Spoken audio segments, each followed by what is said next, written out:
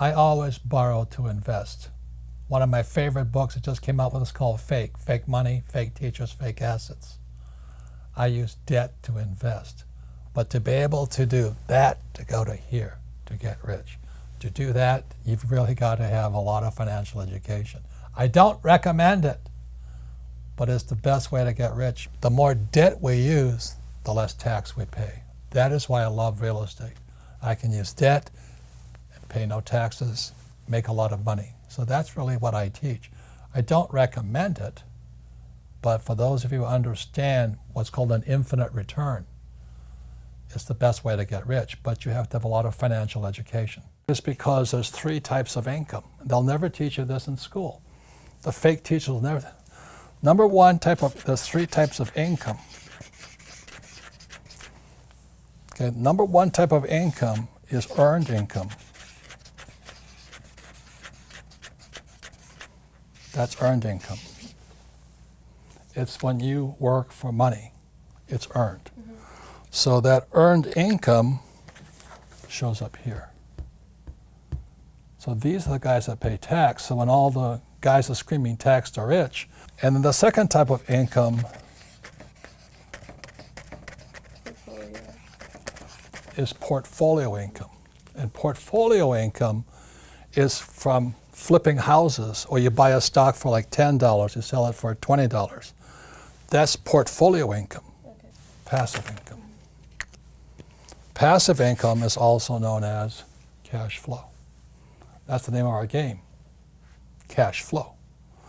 And that income is income that's flowing from here to here. It bypasses taxes. So I know it doesn't sound fair, and it isn't fair. I don't disagree with you. But what's not fair is our schools, which are part of the problem, will never explain that. Our school system is so fake. And I really want to talk to you about the most important subject for all of us today, rich, young, poor, or old.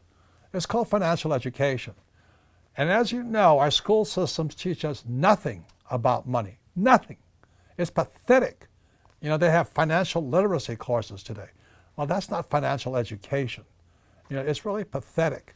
And what's happening for most people today is, you know, they follow that age-old mantra, go to school. What do you learn about money in school? Nothing. Get a job.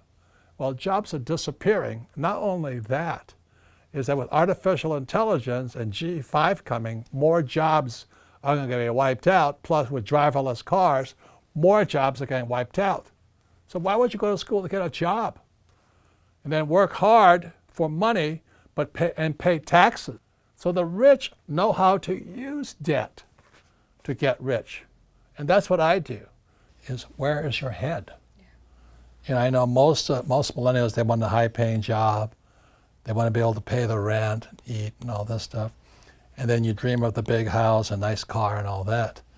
But that's why 99% of Americans are broke, because their heads are on the wrong spot. So when I asked Kim if she would take an accounting course, it was just 2 days. You know, I wanted to see if her head could get into the asset column. First way you understand risk is you look in the mirror. Yeah. It's who's looking back at you.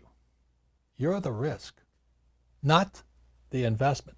For example, I invest in a lot of real estate and say, oh, real estate is so risky, so I think I'll buy ETFs.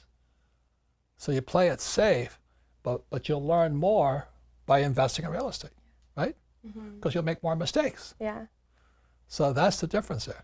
So it's not real estate that's risky, it's you're risky. The lazy people use their own money is because it takes much more intelligence to raise capital.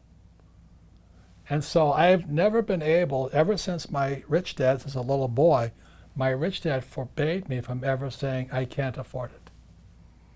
He says, figure out how you can afford it. How can you do something? Figure out how you can do something. So over my lifetime, most of the projects I've started, I've never had any money. I like not having money because it forces me to think. I get creative. I have to educate myself. I have to talk to rich guys. Hey, how'd you do this? How'd you do that? How'd you do that?